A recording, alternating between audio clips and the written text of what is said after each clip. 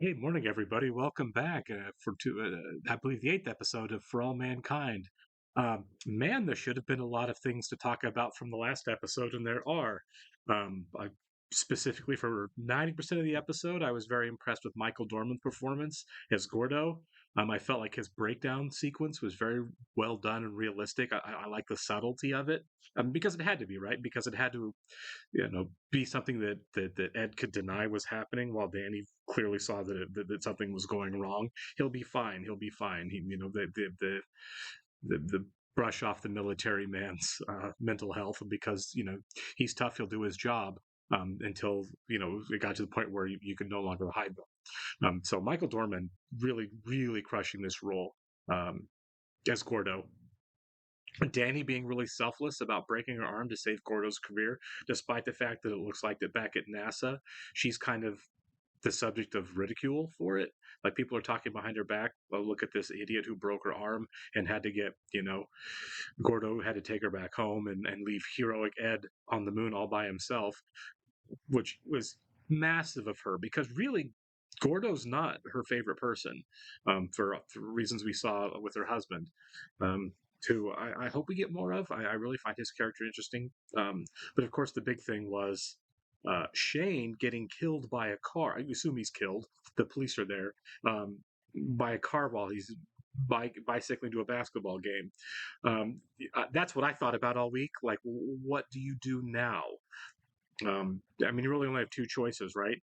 Ed is on the moon by himself in a very dangerous and stressful situation. Um, your first impulse might be, don't tell him till he gets back. What would that do to a person to be that alienated? I mean, as far away from people as you can possibly get, and be given this awful news in a claustrophobic, dangerous situation, and no way to process it, no one to process it with.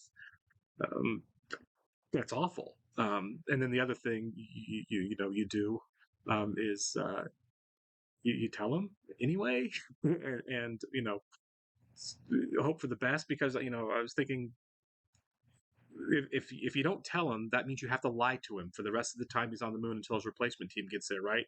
He's gonna ask, "Hey, where's Shane? How's Shane? How's Shane doing in school? How's his basketball going?" And then you have to lie to him that whole time. And the person that would have to be doing the lying is Karen. And you're asking Karen, who just lost her son, to go and lie to her husband, and to his face, and say, "Oh, he's doing great." And that's a terrible thing to put her through. So I I lean towards, you have to tell him and just hope that he's going to be able to handle it well. He's still got a job to do there. He's still got an adversarial Soviet uh, cosmonaut team there, um, and he's got to hold down the fort by himself. It's an impossible situation. But yeah, I mean, I don't know how you lied to him for 2 weeks. If it is 2 weeks, it's always 2 weeks, right? But I guess we'll see moving forward. We're going to jump into this now. I do want to go ahead and thank all our patrons for being here.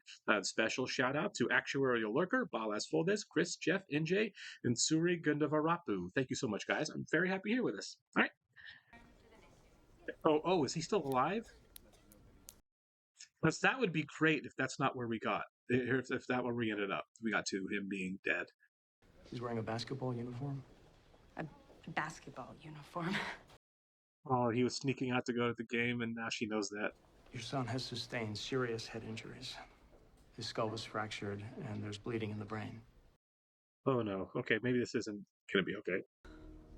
Shane is young, and youth is always on our side. He's gonna be just fine. I feel so bad for Come with her. me. We have a private waiting area for family members. We don't know the actress's name who plays Karen. I need to look it up, because she's a very good actress. She really did well with They put you and Gordo on Capcom? Oh, come on, Ed. You know you missed me.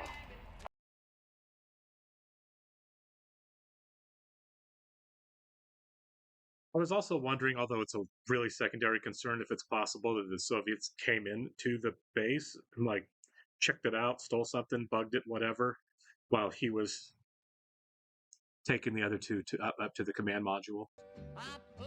I like the music. It kind of makes it feel very pioneer, doesn't it?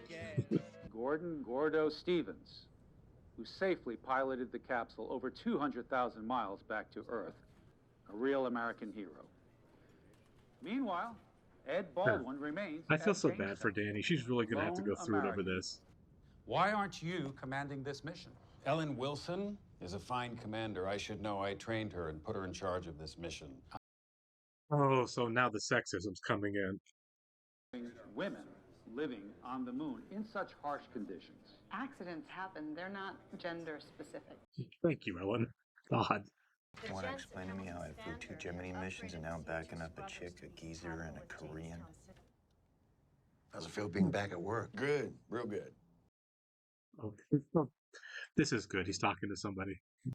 That this only works if you're completely honest with me. Okay. Does she want a divorce? Oh, no. God, no. Nothing like that. No. Oh, That seems like a pretty big, wants a little space, I guess. pretty big deal. Yeah. You know, then you get up there. Well, they can just fall right apart on you. Yeah, this is what he needs to be talking about, is that. What happened up there, Gordo? Are they secretly hiding, holding hands here? Correct. Not good romantic tension with the judgmental father hovering. Where were you, really? At work. Oh, I called JSC. This is the part where you come clean, man. Who is she? What's her name? I'm seeing a psychiatrist, Trace. I think this is a good sign, and she should take it that way. I mean, I don't know if people took it in the 70s. What happened to you up there? Shane's been in an accident. Well, you'll need to increase your surveillance efforts. You are our eyes and ears up there. Taking the attention off the Florida situation. Yes, of course. I suppose that's a benefit. Wow, they make every politician suck on this show, don't they? Tracy, I got here as fast as I could. Did Gordo not come? How's it doing? He just bumped his head really bad, but the doctor said, the surgery's gonna fix him right up. Oh, I feel so bad. This is so hard. I feel so sorry for her.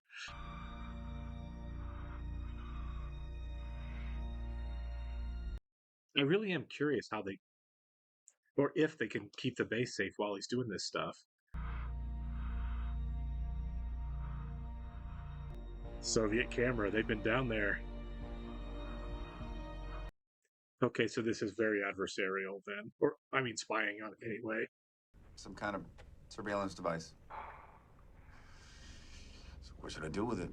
We do not want an international lunar incident. The president wants to avoid any provocative action. You go and you finish training. I'm not leaving. This is the best of both of these two, by the way. Shane is brain dead. He's being kept alive on a ventilator. So he is gonna die. Mrs. Baldwin, Yes. it's extremely unlikely that your son will ever recover from his accident. You don't mind? I'm gonna get a second opinion. That's a good idea. That's a great idea. Yeah. Let her process how she needs to process. Denial seems like a completely reasonable way to handle this. We need to tell Ed. Absolutely not. Captain Baldwin. Yeah, this is a up big there all conversation, right? alone. Who knows how he's going to react? Have any of you talked to his wife? But she knows Ed best. It ought to be her call whether or not we tell him. That's completely fair, too. I know my Shane. He can beat this. I feel so bad for her. Are you sure you don't want to tell Ed? I think that he would want to know. Not until we know more. The Kennedy Math and Science program, is it? Open it and see. It says I got in. Am I right? Is that what this means? Hey, some good news on this episode. It's all the way across town. I'll have to leave all my friends. You sure you're still up for a phone call with Ed? That's now. This is a lot to put on Karen. Shane's basketball game. Yeah, no, it was good. He had a good game. Yeah? He used to be so tiny, right? So tiny. Yeah. You remember when he was born? Oh God, that was so hard to watch. I just got a message from the Russian base. Roger that. Deepest sympathies about your son. The hell's that supposed to mean? God, everyone's in a crap position here. Mrs. Baldwin, I'm Dr. Weddle. I have checked your son's condition, and there's nothing more I can do for him.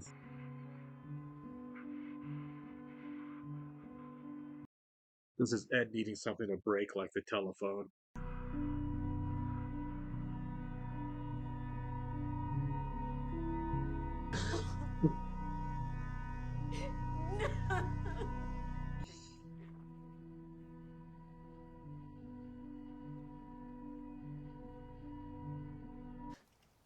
Let's go inside.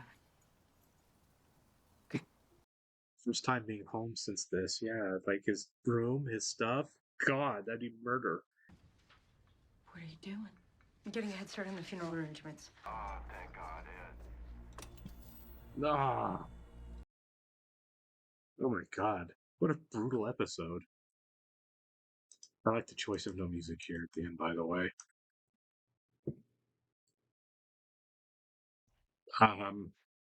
Yeah, that about went as awfully as I thought it was going to go. I like the fact that they waffled on the decision of whether or not to tell him.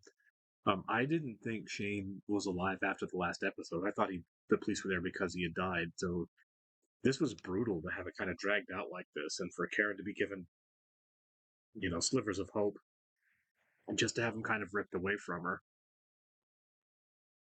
and for her to have to be put through, the exercise of calling Ed in the most awful phone call I've ever seen in a television show, right? Having to lie to him and tell him how everything's going great with Shane, and they have the conversation about, what a tiny baby he was and everything, and it was just because I mean, let's face it, on that phone call, Karen put herself through it every bit as much as Ed had to be put through it the second time she called. There is not an easy answer on that, but what do you not tell the guy, and the people who knew him knew that he would want to know. I think Karen probably knew that he'd want to know, but Karen was kind of in denial, right, about Shane's condition and that's why she didn't want to tell him. Why tell him something if we don't know what the outcome is? But I think if he would have died right up initially when they found him, if he was that he passed on the street, Karen would have wanted to tell him too, instead of like, well, let's wait to see what we know. Well, if he would have known, I think she would have told because she did. Man, the guilt that she seemed to be feeling there with grounding him right for the basketball game, so he snuck out on his own, even though obviously none of that is her fault. I know it's not a real concern. I hope they catch the guy that did it. I know that's petty, vengeful nonsense, but for a television show, I don't mind being petty and vengeful. Yeah, that was hard to watch. And a shout out to all of the actors in this episode. Karen and Tracy, and obviously Ed and Gordo. It's just really well written grief. I feel like stress and grief written really, really well there, and then executed so well by the director and the actors. This show is a masterpiece. I love every minute of it, and this episode was no exception. This was it was a brutal watch. I don't know if I would when I do a rewatch of this show, if I might just kind of skip past this one. But in and of itself, as an episode in the narrative, this was as good as anything else they've done. Just rough. I will catch you very soon in the next one, guys.